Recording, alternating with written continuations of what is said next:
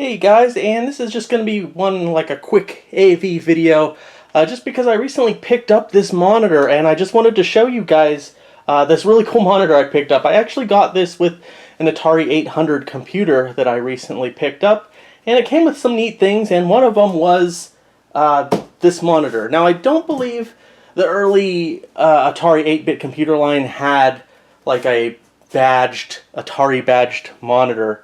Usually you would just use whatever. Now I think like the ST series definitely got Atari badged monitors, but I'm not sure if any from the 8-bit line did get, specific Atari badged monitors. But this is a Zenith color video monitor. This is the ZVM-131. I guess that means Zenith Video Monitor 131. This is what Zenith says is a mid-res, so mid-resolution monitor. There was I think the 132 maybe, or there's a couple of different versions, and they did have a high res, but this one's just a mid-res color monitor. But this monitor is just kind of neat. It has some interesting connection.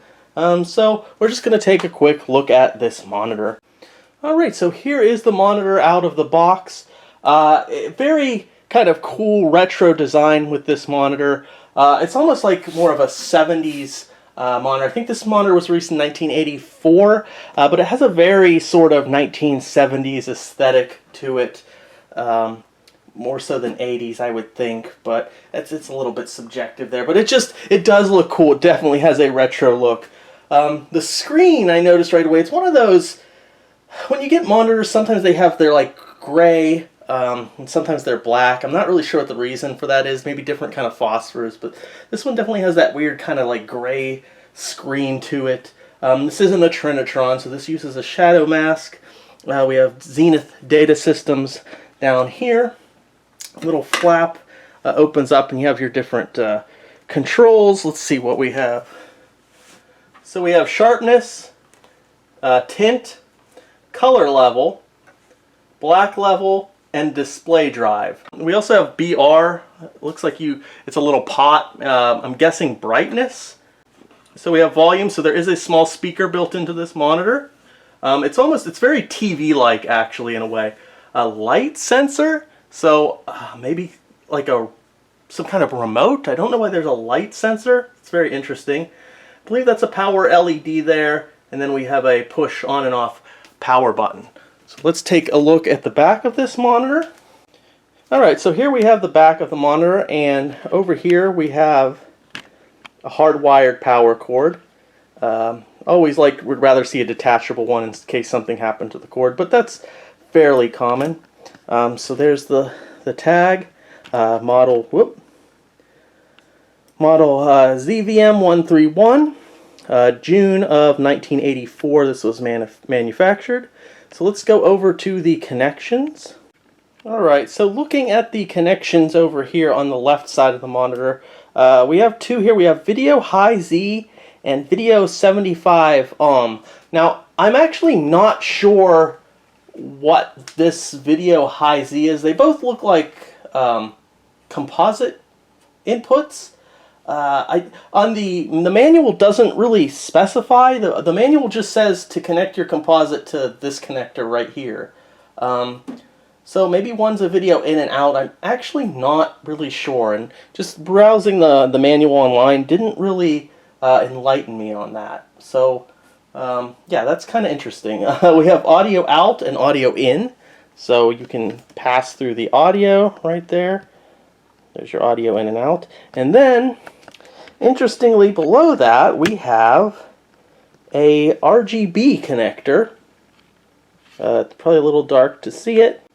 Now, according to the manual, it's a 5-volt positive polarity digital RGB in. Looks like a parallel port connector, so I don't know if that's some kind of weird proprietary RGB in. If anyone has any more information on this port, let me know in the comments. I would be very interested to hear about that.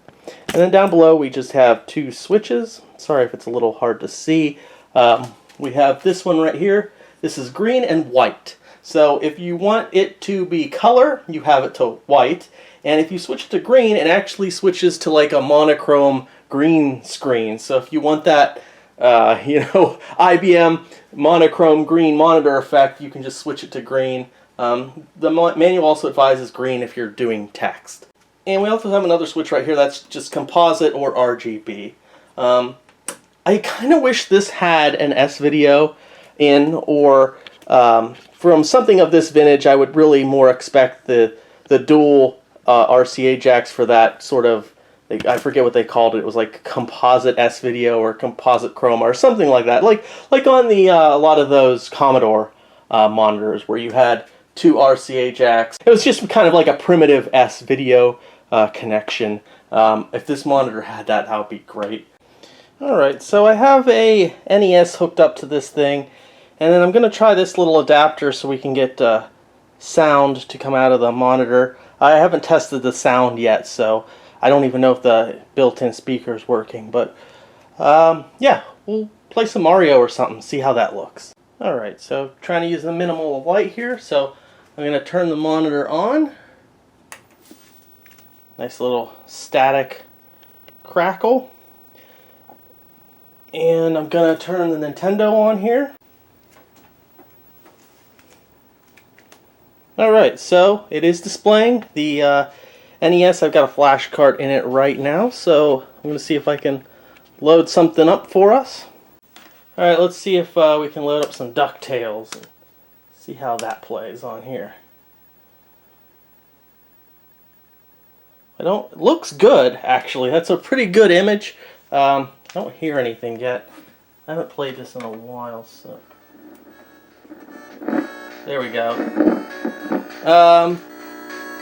Yeah, internal speaker isn't the best. There's a lot of interference. Maybe it's the connector. Let me try...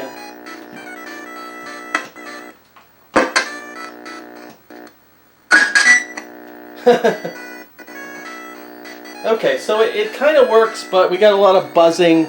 That might be somewhere in the chain. Yeah, but that's pretty unpleasant. So, did the colors change too? Did I bump something? I'm gonna try this in the other. Huh. Okay, so that's in the other composite. So I guess they're both composite ins. So that's interesting. Let me get rid of that. Yeah, even just wiggling it creates...